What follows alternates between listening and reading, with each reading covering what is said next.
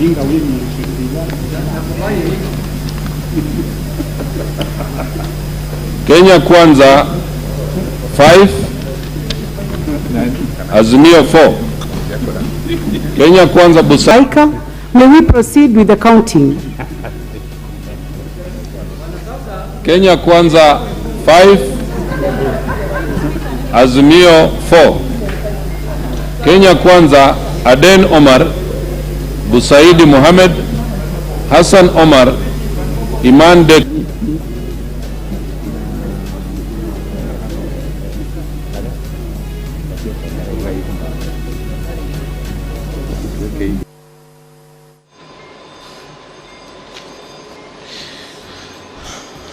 There is not enough quorum in the Senate chamber, and the Deputy Speaker has ordered the quorum bell to be rung, and we'll continue looking at the order of business this afternoon.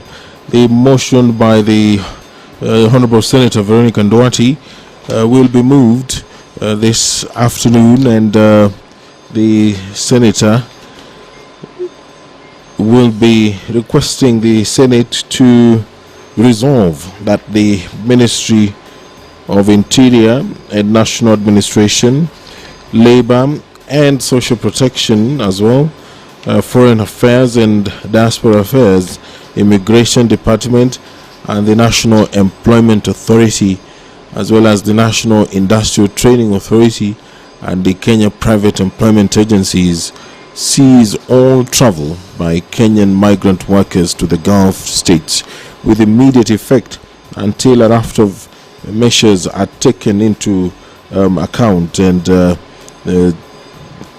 the demands are met. One, the Ministry of Labor and Social Protection amends the National Labor Migration and Regulatory Framework Policy to address labor exploitation management.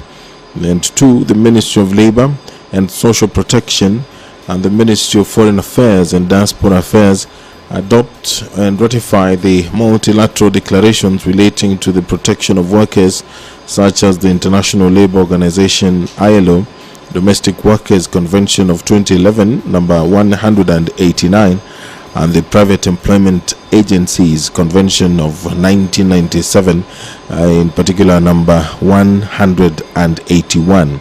And also the establishment of functional overseas labor offices for the administration and enforcement of the Ministry of Labor and Social Protection policies for migrant workers, and also a review of the bilateral agreement between the Government of Kenya and the Kingdom of Saudi Arabia by the Ministry of Foreign Affairs and Diaspora Affairs to adequately address identified gaps and emerging issues.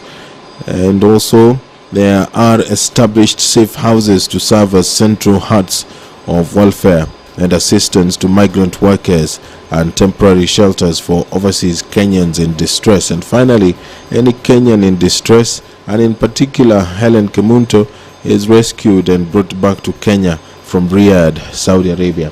That motion by the Honorable Member Veronica Ndwati, the Senator, will be moved according to the order of business this afternoon.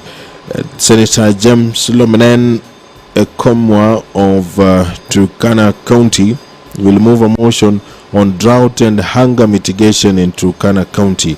The senator is concerned that droughts have been recorded in the county since the 1960s and that the frequency of their occurrences has progressively increased, with drought in the county becoming a yearly phenomenon. Cognizant that Article 43 of the Constitution of Kenya 2010 stipulates the right of every person to be free from hunger, to have adequate food of acceptable quality, and to clean and safe water in adequate quantities, and oblige the state to provide social security to persons unable to support themselves and their dependents. Now, therefore, the Senate urges the Ministries of Agriculture and Livestock Development, Water, Sanitation and Irrigation, Education, and the Ministry of East African Community, the ASALs and Regional Development through the National Drought Management Authority to come up with a policy framework to address the perennial drought in the county and to come up with the policy programs addressing the current needs of the county, to include a rollout of a rapid response initiative program of providing foodstuffs to the affected residents of the county to address immediate critical needs, and also an introduction of feeding program in schools across the county. And number 3, the drilling of water boreholes. And number 4, an institution of a livestock offtake program to buy weak livestock. That motion by the senator for Turkana County will be moved this afternoon. Statements pursuant to Standing Order 57-1, the Senate Majority Leader will issue a statement on the business of the Senate for the week commencing Tuesday, 22nd November 2022. Those are some of the businesses that the senators will be engaging in this afternoon. We are still waiting for the House to quorate, and as soon as that happens, I will hand you over for this live broadcast. And a quick reminder, this is a broadcast that is available on YouTube, courtesy of the Parliament of Kenya YouTube channel.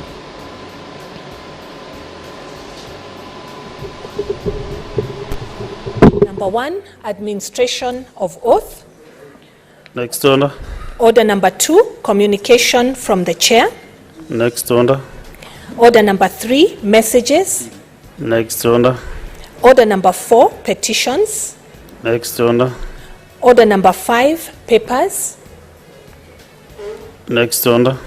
Order number 6, notices of motion. Next order. Order number 7, statements.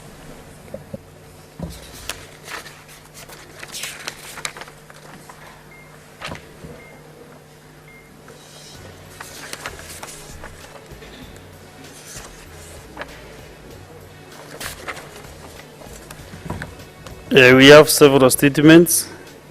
Understanding Order 53-1.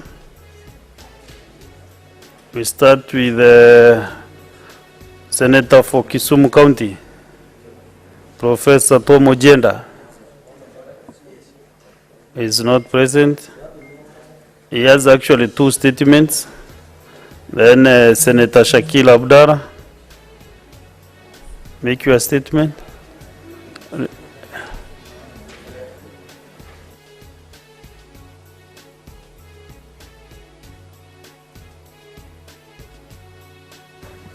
Shakira, why are you traveling 50 kilometers from where you are? Yeah, I want to travel. Okay, proceed. Thank you, Mr. Speaker. Mr. Speaker, I rise pursuant to Standing Order 53-1 to seek a statement from the Standing Committee on Lands, Environment and Natural Resource concerning land acquisition for the Lapset Corridor Program.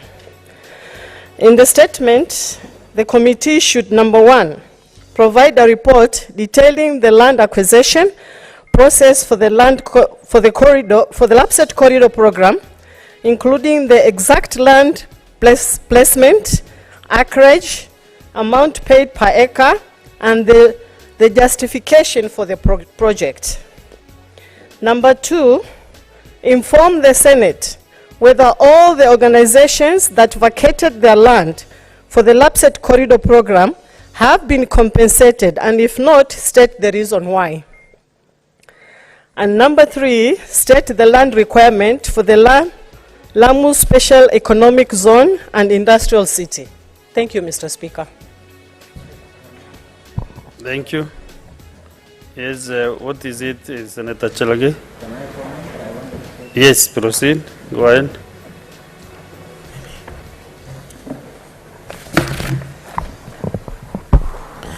Thank you, Mr. Speaker. I want to thank Senator Shakila Abdallah for that statement.